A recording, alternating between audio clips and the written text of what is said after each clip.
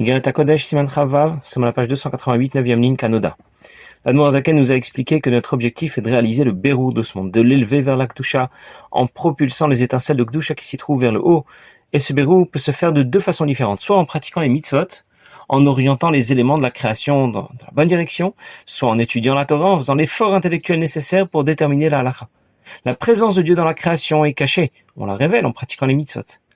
La halakha garde encore des zones d'ombre, et on lui apporte l'éclairage nécessaire en étudiant la Torah. La sphira de Malchut est impliquée dans le Bérour que l'on obtient par la pratique des mitzvot. Et c'est la sphira de Chokhmah qui est impliquée dans le Bérour que l'on obtient par l'étude profonde de la Torah. La pratique des mitzvot permet d'obtenir le Bérour de l'objet qui a été utilisé. Et l'étude de la Torah permet d'obtenir le Bérour de la halakha, cette halakha qui auparavant n'était pas très claire, pour laquelle on avait des questions et des difficultés. L'effort intellectuel nécessaire pour résoudre ces questions et ces difficultés réalise le Bérour de la halakha. Torah Shebal Peh nous apprend comment pratiquer les mitzvot. Torah Shebal Peh, la Torah dans sa dimension orale, nécessite un effort intellectuel, permettre d'éclaircir la halakha. Pour ces deux raisons, elle est impliquée dans le Bérour de la création, dans le Bérour de la halakha, et elle sera donc appelée Etz Hadat Tovara, l'arbre de la connaissance du bien et du mal. Non pas parce qu'elle porterait en elle du bien et du mal, Chas v'Shalom, la Torah est appelée Etz Chaim, elle est l'arbre de vie, elle ne possède pas de bien et de mal, mais parce qu'elle intervient dans le Bérour de ce monde, dans le Bérour de la halakha, ce monde dans lequel nous allons trouver du bien et du mal. La halakha qui est cachée, voilée, sur laquelle le voile est tombé, ce voile qui appartient au klipot, au mal et à l'impureté. Kanoda de Raïta Mechochma Nafkat, comme on sait bien que la Torah émane de Chokhmah, de la première des sphirotes, de Chokhmah Daikait Bérour. Le Bérour dont on a parlé se fait par la sphira la plus haute, Chokhmah. Une Chokhmah il a d'Atzilut. Chokhmah, la sphira la plus haute du monde de Atzilut, Amlou Beshet de Malchut d'Atzilut. Mais qui va devoir intégrer Malchut, du monde de Atzilut, ce Torah Shebal Peh, que l'on a déjà associé Malchut Peh Torah Shebal Peh à la Torah dans sa dimension orale, de Sad Abba et Sad Brata, dans l'idée d'un père qui donne tout à sa fille. Amlou Beshet de Malchut de Yitzira, qui elle-même viendra intégrer Malchut du monde de Yitzira, et c'est là que la Torah se décline sous la forme des Sod Mishnayot ou Braitot. Amlou Bashot de Klipat Noga, et qui elle-même se retrouve dans le domaine de Klipat Noga, chez Keneged Olam Yitzira, Shamatril B'chinat Ara, Adat Ara Shebenoga. C'est là que le mal s'affirme avec plus de force dans le monde de Yitzira, qu'Anodam Arizal, comme on le sait bien de ce qu'a écrit le Arizal. Chokhmah est appelé le père, Abba. Malchut est appelée la fille, Brata. Une fille reçoit tout de son père, comme Malchut, la dernière des sphirotes, reçoit tout de Chokhmah. Chokhmah est impliquée dans le Bérour que nous recherchons. Elle intègre Malchut d'Atzilut, puis Malchut de Yitzira pour atteindre Klipat Noga et en faire le Bérour. Dans le monde de Yitzira, le mal s'affirme davantage. C'est là que la Torah se décline sous la forme des Mishnayot, des Braitot. Et l'effort intellectuel nécessaire pour expliquer les Mishnayot, pour répondre aux questions, aux difficultés qui se posent, permettra d'effectuer le Bérour que l'on cherche à réaliser. Alors je récapitule. Le Bérour dont nous parlons fait intervenir Chokhmah et Malchut d'Atzilut, mais il sera réalisé au niveau du monde de Yitzira. L'intervention de Chokhmah et Malchut d'Atzilut est comparable à la relation du Nefesh Elokit, l'âme divine, avec le Nefesh Asirlit, l'âme intellectuelle, et le Nefesh Abamit, l'âme animale. Nous avons deux Nefeshot en nous. L'âme divine, le Nefesh Elokit, ne veut qu'étudier la Torah et pratiquer les mitzvot. L'âme animale, le Nefesh Abamit, qui vit complètement dans un autre monde. Il ne veut que boire, manger et dormir. Le Nefesh Elokit, l'âme divine, ne peut pas communiquer avec le Nefesh Abamit, avec l'âme animale. Comme un homme a beaucoup de mal à communiquer avec un animal. Quand le Nefesh Elokit s'impose, lorsqu'il se révèle en pleine puissance, le Nefesh Abamit suit, contraint et forcé, même s'il n'a pas compris, même s'il n'est pas convaincu. Mais le Nefesh Elokit, l'âme divine, a une autre façon de procéder. Il peut aussi faire passer son message au Nefesh Abamit, transmettre ses idées, mais pour cela il aura besoin d'un intermédiaire, d'un traducteur. Cet intermédiaire, c'est la partie la plus haute du Nefesh Abamit, celle que l'on appelle le Nefesh Asirlit. C'est l'intelligence du Nefesh Abamit de l'âme animale. Le Nefesh Asirlit pourra communiquer au Nefesh Abamit le message du Nefesh Elokit, lui faire comprendre l'importance d'étudier la Torah et de pratiquer les mitzvot. On vit parfois dans l'année des moments exceptionnels. C'est Hanouka, Purim ou Pessah. Le Nefesh Elokit est alors survolté. Les forces les plus hautes du Nefesh Elokit, Chaya Yechida, se révèlent, s'affirment et vont s'imposer au Nefesh Abamit. On est alors très motivé, engagé dans Avodat Hashem. Mais le Nefesh Abamit, l'âme animale, n'a pas été convaincu. Il suit le mouvement. Il suit le mouvement du Nefesh Elokit par obligation. Il ne peut pas faire autrement. Le Bérour du Nefesh Abamit a été réalisé, mais il n'a pas été réalisé de façon profonde. pour réaliser un bérou plus profond de notre nefesh abamit, notre âme animale, pour le convaincre, pour qu'il soit lui-même motivé et engagé dans Avodat Hashem au service de Dieu. Il faudra engager les forces les moins hautes de notre nefesh elokit, nefesh, ruach, neshama.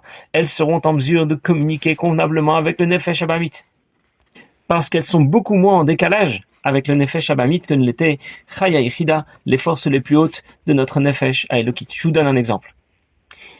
Un jugement a lieu, il y a un procureur, un avocat, un accusé, et l'avocat cherche à faire acquitter son client. Il va devoir argumenter, convaincre, parler au procureur, lui expliquer que son client n'est pas coupable. Ça sera long et difficile. Mais s'il est énergique et efficace, il obtiendra l'acquittement. Au point que le procureur lui-même va abandonner toutes les charges contre l'accusé. Il y a une autre façon d'obtenir cet acquittement. Le roi arrive et il décide d'acquitter l'accusé. Le procureur ne peut pas s'y opposer, bien sûr, même s'il n'est absolument pas convaincu. Et on distingue donc deux formes de birou. Celui qui procède de chorma et qui s'impose avec énormément de puissance, mais qui ne sera pas profond. Et celui qui procède de malchut, qui est moins puissant, mais qui a l'avantage d'avoir un effet beaucoup plus profond dans la création. Pour que ce birour soit profond, chorma doit donc intégrer malchut. Si chorma se révélait et s'imposait à la création, le birour sera absolu, mais pas profond. Quand Chorma intervient par l'intermédiaire de Malchut, le birour sera réalisé en profondeur et en totalité. Et celui qui réfléchit comprendra encore quelque chose d'extraordinaire.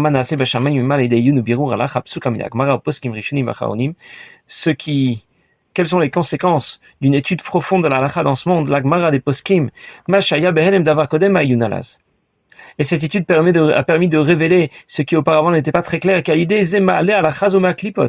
C'est de cette manière qu'il extirpe la halakha des klipot qui avait fait tomber le voile sur cette halakha. Shayum alimim ou chasimota. Shelo ita idu aklal, et donc on ne la connaissait pas. Shayta mouvenet et betama, ou qu'on ne comprenait pas très bien. Shata musada sirat chormaïla. La raison correspond justement à chormaïla, à la sagesse suprême de Dieu. Shenaflumi menanitzutsea biklipot bishvirat akelim vemsham bifrinat galut. C'est là où les étincelles de Gdusha sont tombées au moment de Shvirat akelim dont on a parlé déjà l'autre fois. Et elles s'y retrouvent en Begalut, en exil, chaque klipot shel timalem ou malimim chormat Torah meyonim tartonim. Et ce sont donc les klipot qui nous empêchent d'avoir un accès clair et compréhensible à chormat Torah, à la sagesse de la Torah. Et c'est pour ça que dans le passage de Raya Memna qu'on a cité au tout début du Siman Chavav, Raya Memna disait que les questions et les difficultés de la Torah appartiennent au mal et à l'impureté. Je reprends ce que l'Admour HaZaken vient de nous dire. L'Admour HaZaken avait posé une question au début de notre Siman. C'est écrit dans Raya Memna que les questions et les difficultés de Torah chez Baal Pé appartiennent au mal, appartiennent à l'impureté. Pourtant, c'est ce domaine de la Torah, avec ses questions, avec ses difficultés, que Rabbi Shimon Bar Yochai et son fils ont étudié de longues années. Et c'est cette étude qui leur a permis d'atteindre des sommets spirituels. Comment peut-on dire que cela appartient au mal et à l'impureté? La Torah est appelée Tzachaïm, l'arbre de vie. Ce qui est à l'origine des questions et des difficultés que l'on rencontre dans l'étude de la Torah, ce sont les klipot, qui appartiennent au mal, à l'impureté. Les questions et les difficultés sont liées à l'existence des klipot. La résolution de ces questions et de ces difficultés vont demander un effort intellectuel, et c'est ce qui brisera les klipot, qui permettra de réaliser le bérour de la halakha. Les malachim et les neshamot qui évoluent dans les mondes au-dessus d'une autre ne sont pas en mesure de réaliser ce birour et de briser klipat noga comme nous sommes capables de le faire. Parce que nous vivons dans ce monde. Et notre neshama est introduit dans un corps qui appartient à ce monde matériel que l'on compare à la peau du serpent, klipat noga, que l'on appelle la peau du serpent parce que la peau laisse passer un peu de lumière, comme klipat noga n'est pas complètement opaque par rapport à la Kedusha. Et donc dans ce monde, nous sommes au contact de Klipat Noga, on est donc en mesure d'affaiblir sa force. En brisant nos désirs, nos pulsions, et c'est de cette manière qu'on écrase le côté opposé à la Kedusha, et que disparaissent tous ceux qui veulent faire le mal.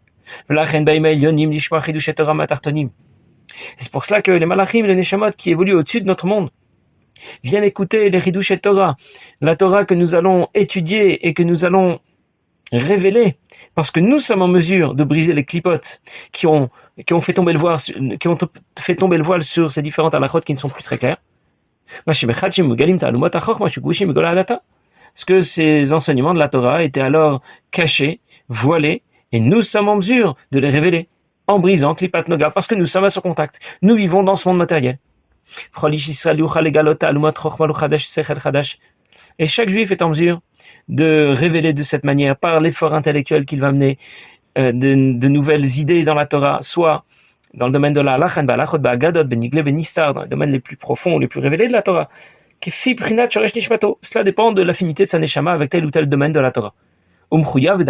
Et c'est même une obligation pour chacun. De récupérer toutes les étincelles de Kedusha qui se trouvent dans son périmètre, soit dans son périmètre physique, lors de la pratique des mitzvot, soit dans son périmètre spirituel, lorsque le birur sera réalisé en étudiant la Torah. Les malachim et les neshamot ne sont pas capables d'opérer le birur dont nous avons parlé. Nous sommes les seuls capables de le réaliser, parce que nous vivons dans ce monde matériel, dans un corps physique. Et c'est pour cette raison que nous pouvons réaliser ce birur en profondeur, comme dans l'exemple de tout à l'heure, comme l'avocat qui sera capable de convaincre le procureur d'acquitter l'accusé. Si les malachim ou les neshamot intervenaient pour réaliser ce birur, ils ne pourraient pas le réaliser en profondeur, comme dans l'exemple de tout à l'heure, lorsque le roi acquitte l'accusé, parce qu'il s'impose et ses décisions s'imposent. Mais le procureur ne sera absolument pas convaincu. Nous vivons dans un corps matériel, dans un monde matériel. Nous sommes au contact des clipotes. Nous pouvons donc les affaiblir. On les affaiblit quand on brise ces désirs, ces pulsions, les désirs et les pulsions de notre corps. Nous pouvons leur donner plus de force quand au contraire, on laisse libre cours à nos désirs et à nos pulsions, même lorsqu'il s'agit de faire quelque chose de permis. Il y a un passage qui dit dans Shir Hashirim, Hayoshevet bagenim, Chaverim makshivim le kolech hashmini. Chaverim makshivim le kolech. Ça veut dire les amis écoutent ta voix. Qui sont les amis qui écoutent ta voix? Il s'agit des malachim qui écoutent les chidush et Torah, les enseignements de Torah, la Torah que les Bnei Israël étudient dans ce monde, les décisions halachiques que les Bnei Israël prennent dans ce monde. Nous savons que Dieu juge l'ensemble de la création un jour dans l'année. Achad Bashana Rosh Hashanah, le jour de l'année au cours duquel Akadosh Baruch Hu juge l'intégralité de la création. Qui décide de la date de Rosh Hashanah? C'est le Beit Din dans ce monde qui va valider la date de Rosh Hashanah, à l'époque au moins. Maintenant, en fonction des calculs que nous faisons, les calculs les calculs des dates du calendrier, mais à l'époque, en fonction de l'apparition de la nouvelle lune et de la décision du Beit Din de valider la date de Rosh Hashanah. Les malachim ne savent pas quand tombera Rosh Hashanah. Les neshamot ne savent pas quand tombera Rosh Hashanah. Si on peut dire, même Dieu lui-même attend que le Beit Din Shel Mata, que le Beit Din dans ce monde, fixe la date de Rosh Hashanah. Tout le monde est suspendu à la décision du Beit Din dans ce monde, qui fixera la date et la date de tous les autres grands événements du calendrier. En quelque sorte, Dieu nous a remis les clés de sa boutique. C'est à nous maintenant de prendre les décisions qui s'imposent. C'est nous qui allons fixer les dates du calendrier, les dates de toutes les fêtes juives. Alors je récapitule. La Torah nous a été donnée.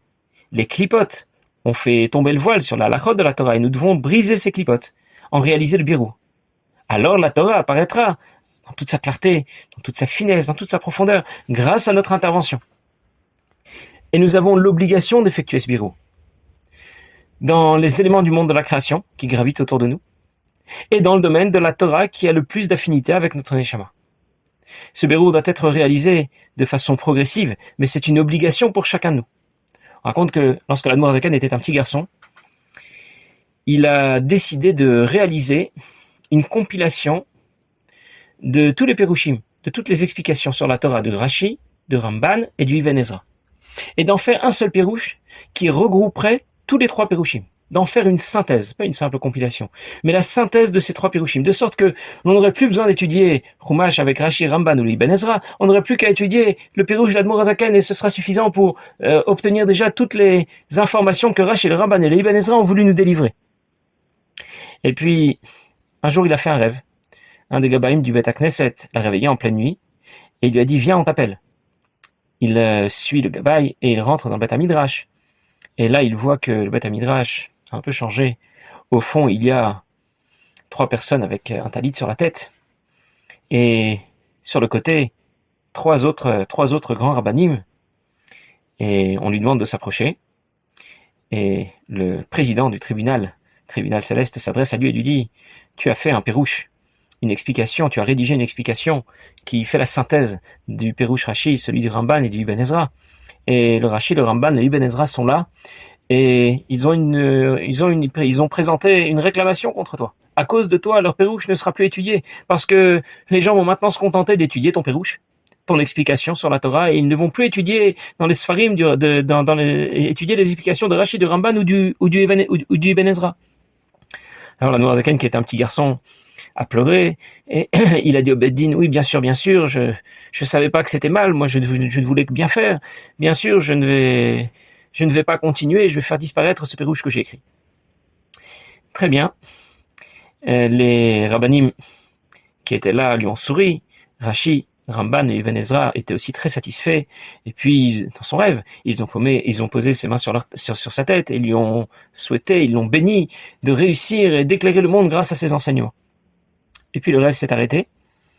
Et l'Admour Zaken qui n'était pas Zaken, bien sûr, c'était un petit garçon, il a tout de même hésité. Il s'est dit, c'était un rêve un peu curieux.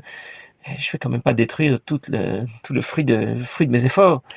Et quand le rêve s'est répété 2-3 fois, alors finalement il a compris que c'était pas un simple rêve, que c'était vraiment sérieux. Et il a donc décidé de brûler le pérouche qu'il avait réalisé, qui faisait la synthèse de celui de Rashi, de Ramban et du Ibn Ezra. Parce que le moment n'était pas encore venu de révéler le contenu de cet enseignement. Le bérour doit se faire à un moment déterminé de l'époque de l'exil, et pas à n'importe quel moment, et c'est Dieu bien sûr qui gère le calendrier de ce bérour jusqu'à ce que ce bérour soit complètement achevé avec la venue de Mashiach très bientôt si Dieu veut. Passer une bonne journée.